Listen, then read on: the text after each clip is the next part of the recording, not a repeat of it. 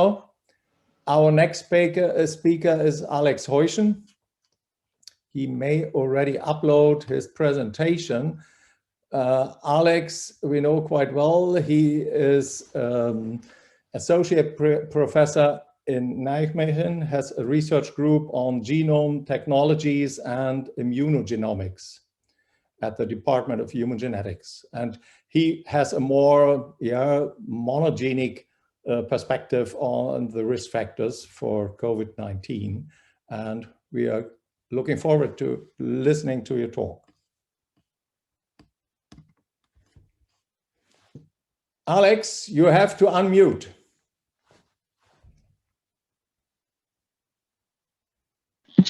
All right, I think now it's better. Excuse me. Oh, there we go. All right, apologies for that. So thanks a lot to both Peters for the kind invitation, and it's great to be back, although we are not really back at the AGD meeting, but glad to see you all virtually at least. So indeed, while I'm very impressed by all the previous work presented by all the speakers, especially all the DECO work and the fantastic collaboration shown, most impressively, a lot of samples have been gathered, and a lot of the data that was just shown also by Andre really concerns a lot of individuals suffering from COVID. I will only show you an example where we studied 4 specific patients with COVID-19. So the study here started with a lot of pre-work from the last years, and what we do basically as our bread and butter is looking at rare, likely monogenic disorders, or at least disorders with a very severe predisposition, genetic predisposition to disease. So with many colleagues in Nijmegen, especially our diagnostic unit has run then more than 45,000 exomes over the last years diagnostically. And I'm quite heavily involved now with the diagnostics of patients with rare and severe immune diseases. Over the last years, we've done analyzed more than 1,000 patient samples with such rare immune diseases.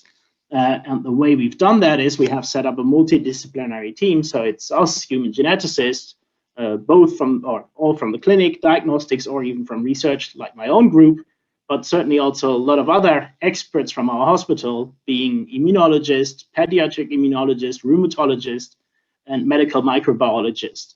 And we jointly look at the most striking exome findings and discuss the meaning of those to come to a better diagnosis for patients with rare immune diseases. Usually, that is a 3-step approach, and the patient or their representatives have the right to opt in or opt out to any of those steps. So far, usually more than 40% of individuals give consent to analyze their diagnostic exome also for research purposes, and then apply an exome-wide analysis. For specific cases, we can also offer a rapid clinical exome where we basically can have a turnaround of a week or a few days less. And that actually came into place very well in the COVID-19 pandemic, obviously. If you're interested in some of this setup, this is one of the manuscripts from a previous series of samples run in our diagnostics. I think the COVID-19 pandemic was not really different in the Netherlands and many other countries around the globe. So what we've also observed when we started this specific study, that was in mid-May, then we see 2 striking things that Andre already nicely alluded to. So with obviously age is an extremely important risk factor, and that we usually see with an increase of severity, we see a strong bias towards male sex. As the most extreme example, if we look at the very young individuals that unfortunately passed away due to COVID-19, in mid-May, that was only 7 individuals, luckily in the Netherlands, that died due to COVID-19 under the age of 35. It was extremely striking to see that 6 out of 7 were men. And actually, that's where our story begins. One of those men was also studied in our study. And actually, what is striking is this man that passed away due to very severe COVID, temporarily had fever of 44 degrees Celsius, and he passed away, suffered severely from COVID, despite being only 29 years of age. So that is very exceptional. But then we learned that this individual also had a 2-year-old brother who also got very severe COVID. Within a week, we also learned that there was a second family with even 2 younger brothers very severely affected. And if I say severely affected, all individuals needed help in the intensive care unit and were intubated for more than 10 days. Luckily, 3 out of the 4 recovered, but 1, as I said, in family 1 passed away. It's also worth mentioning that the 2 brothers of family 1 lived in different households, so likely even got infected at different sites, although we cannot prove that.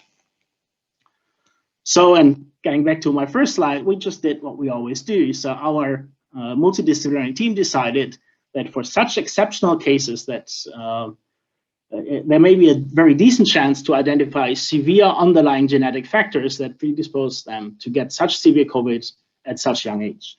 So we sequenced all 4 individuals and did our routine exome analysis, actually reanalysis in the research setting, and that was 1 day after, half a day after the diagnostic report was made.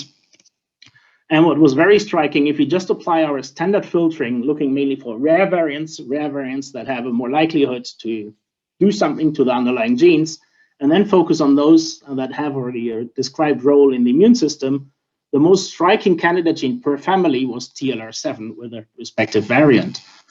Maybe equally important, if we just look for shared variants in the same gene in both families, TLR7 is even the only respectable candidate gene carrying rare variants in both families. The mutations we identified in TLR7 are private mutations or variants that have never been seen before, not in any controlled database. In family 1, we identified a 4 base pair deletion leading to a premature frame shift of the TLR7 gene. And in family 2, we identified a highly conserved missense variant that is actually mapped to the LLR C-terminal end domain of the TLR7 protein. Obviously, all were validated and segregated in the families as expected. Important to state, this is an X chromosomal gene. What is known about TLR7 and why did we get enthusiastic once we identified these rare variants? As mentioned, this is X-linked and it's an important endosomal single-cell RNA receptor. And it was known that TLR7 recognizes other viruses, single-stranded RNA viruses like hepatitis, HIV, and MERS. Importantly, also SARS-CoV, and now it's also known that it recognizes SARS-CoV-2. This gene is expressed in a variety of immune cells. The most important function may be the type 1 interferon response. And the gene itself shows extremely strong evolutionary conservation and strong variant constraint. Those that work with EXAC or NOMAD and similar databases will know these PLI scores, so that's an extremely high score telling that it's not tolerating a lot of variation in the general human population. And an important other link is this is one of the few genes on the X chromosome that escapes X inactivation. Therefore, it has been related to a male sex bias for viral infections, and there's data out for HIV and HPV, and even more convincing results have been published for a female sex bias for autoimmune diseases, and there in particular SLE, so lupus. So maybe TLR7 dosage itself is very important and may already play a role in the observed sex bias even for COVID-19, but that is obviously still speculation. So knowing that we have these extremely rare mutations in 4 individuals from 2 families, we wondered, hey, do these variants actually lead to an immune cell defect? We followed some of the standard follow-up work in our immune lab, and that is we took fresh blood samples from 3 of the individuals, the survivors, isolated their PBMCs, and then performed in vitro stimulations with a TLR7 agonist, and that was the agonist imiquimod. So we performed 4-hour stimulations and read out several of the type 1 interferon genes, and a 7-day stimulation was performed with imiquimod and candida albicans in parallel, and ELISAs were run to test interferon gamma response, so type 2 interferon response. So if we look at TLR7 as a receptor in the endosome, we know its underlying pathway quite decently. So what we therefore did is the following experiment. So what we measured first is after imiquimod stimulation, we'll now see the fold change after imiquimod stimulation over control experiments just with media. On the left two patients, two of the index patients, these are healthy family members and just healthy normal controls.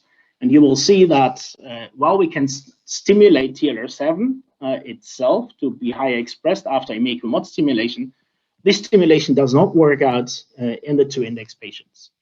More importantly, we tested several genes downstream, and that is directly downstream IF7, but also IFNB1, and one of the interferon stimulated genes, ISG15.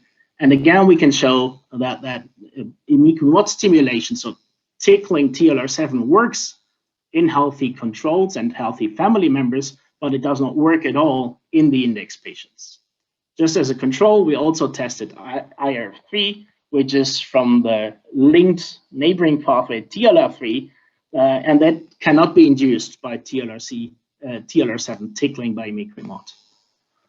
Furthermore, we also tested, as I said, the interferon gamma response, and that was below detection limit in both index patients, but normal again in the healthy family members and healthy controls.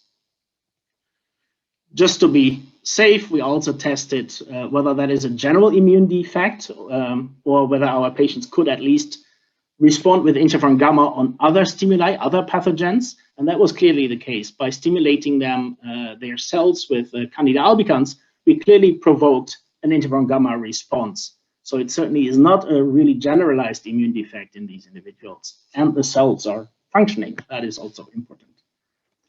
So taken together, we think that at least in these four individuals, the defective TLR7 has led to an issue in interferon production, most likely leading to a lack of efficient viral clearance.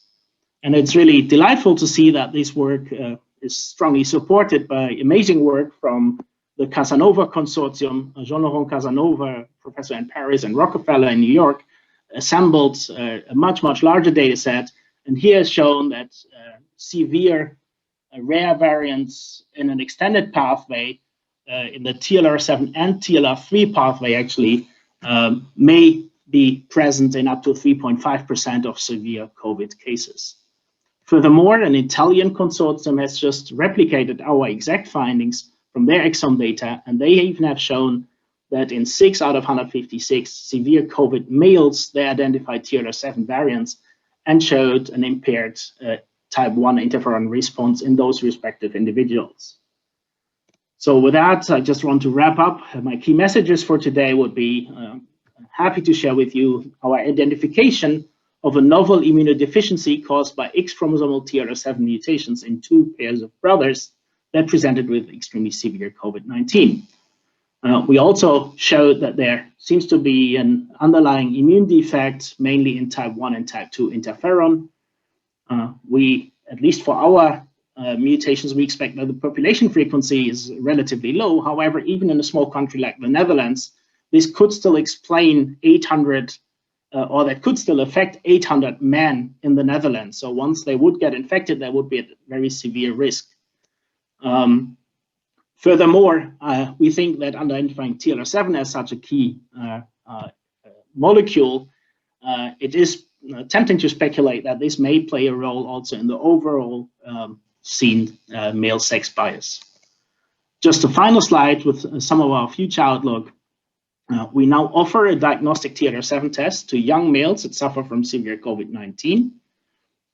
With our colleagues at the Internal Medicine Department, patient management plan for TLR7 carriers is developed. And while that may not apply for the currently already diseased individuals, it may well work for the pre-symptomatic family members that may carry a TLR7 mutation. And we think that it may be interesting to think about interferon treatment, but we're very aware that timing would be of great importance there. So only very early interferon treatment could improve the viral clearance, obviously. RNA-seq for PBMCs from our TLR7 deficient individuals is underway. There's also studies started, specific post-COVID studies on the immune cells of TLR7 deficient individuals. And we're currently preparing to sequence the entire coding and non-coding landscape in larger COVID-19 cohorts for TLR7. Finally, I also partnered up with a new structural variant consortium for COVID-19 to identify other events, rare mutations, structural variants in the genome of severe COVID patients. With that, I'd like to thank everybody involved in the study, in particular a great, talented PhD student in our group, Cas van der Made, my great collaborator, Frank van der Veerdonk, and in particular also my two great mentors, Mihai Netea and Han Brunner. And with that, I'd like to thank you for your attention and be happy to take questions. Thanks a lot. Thank you, Alexander, for presenting this really nice story. So there is one question in the audience from Maria Bushkara again. What about the variants in this gene in the females? They are not relevant, or because of escape from inactivation? Correct. I mean, in that sense, it's not different from another X-linked trait. So we would expect that females anyhow would be protected, and in this case, even more so because it escapes X inactivation. And just after the paper came out, we now also know that the mother of the two brothers in family 1 was infected with COVID-19, and she did not have severe symptoms. She stayed at home, didn't require hospitalization, and she clearly carries the mutation. That is proven. So that at least is quite strong indication that females would be protected even though carrying TLR7s. But then their male family members would be at very increased risk. So it would be advisable to test all of them. That's what we've done for family 1 already. So there are two further questions, and I have to stop then after that. So one is from Hans Christian Hennies. Given that the TLR7 is under constraint and so conserved, is there any correlation seen with animals more susceptible to cough infection? That's a great question. I have not looked into all those details, and I'm certainly not good at non-human genomes, but I think it certainly would be attractive to look into that. Yeah. Yeah. You will have enough time over Christmas. So yes, indeed. And another question by Judith Fischer. What about males over 35 years? They do not show severe course? No. So I mean, even old people have absolutely the right, if you wish, to carry a TLR7 mutation, but the likelihood from a cohort of older individuals, the hit rate for TLR7 may be much lower. So just as Andre presented, in the older population, there may be so many other risk factors. So therefore, the TLR7 contribution may almost vanish. But by no means there would be individuals, but it would be much more difficult to identify them. That's all I want to say. Okay. Thank you once again, Alex. Nice